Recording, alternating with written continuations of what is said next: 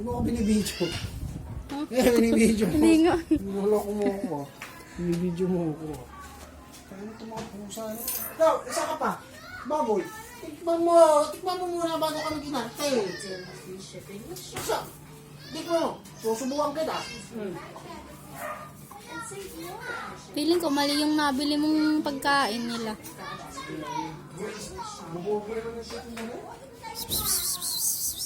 Eta!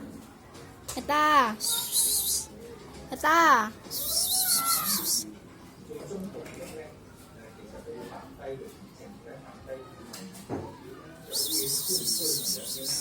Eta! Eta!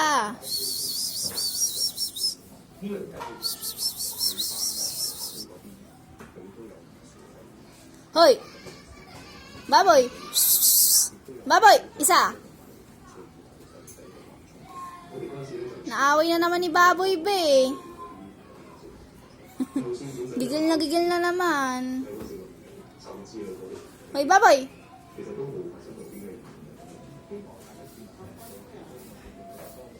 Eta! Eta!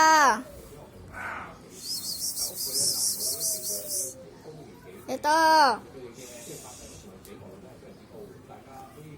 Baby, benta mo na tong ano, sayang. Ha?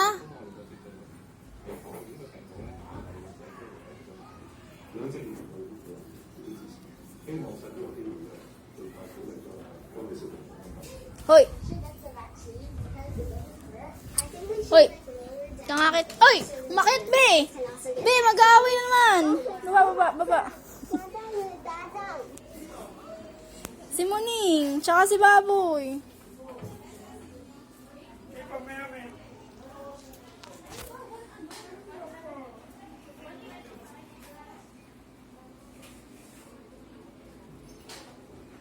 Baboy, bumaba ka dyan.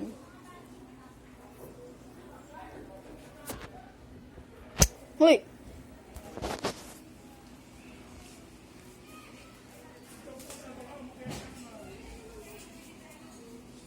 Hoy!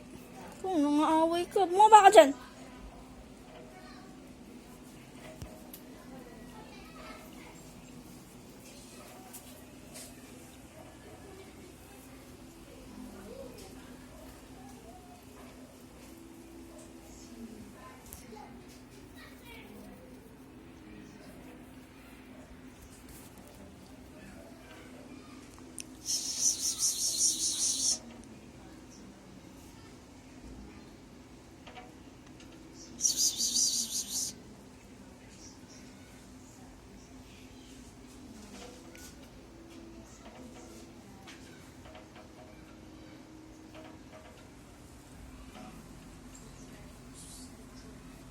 Nakakainis, ayaw nilang kainin, nai-stress ako. Stress ako, ayaw nilang kainin yung feeds. Isoli ko kaya. Pwede kaya Baby, si Baboy, awayin si Muni. Nasa likod, marunong na umakyat. Baboy! Payat na siya, hindi mo na kasi pinapakain ng pids eh. Hindi pinapakain niya yung mga binigyan ko sila, ayaw naman kainin. Oo, hindi ito.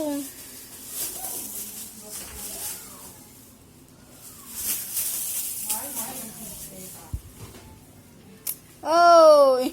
Ba't ayaw niyo kainin yung feeds?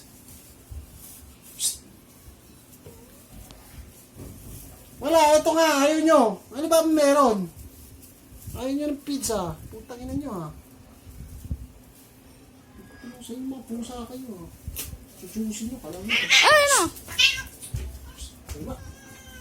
Kaya na pa niya tinatarget yan eh. Pinipigilan ko nga eh. Ito baboy ha. Ito. Ano? Sirain mo ka. Ikaw. Ayaw nyo ng pizza. Mahal-mahalang bili. Hindi. Kayo, di ko na kayo bibilan. Hugas ka ng kamay ah. Humawa ka ng pids. Sayang lang yan. Ibalik mo sa pinagbilan mo. Hindi, ayun. Ah, may resibo ka? Wala. Oh. Sabi mo, hindi yata ito tuna. Tingnan ano ba kung saan kinuha? Oo. Tuna ba nakalagay? Wala nakalagay. Oh, wala pala nakalagay. Hindi yan tuna. Kung sila nagtitinda, dapat alam nila yun. Oh.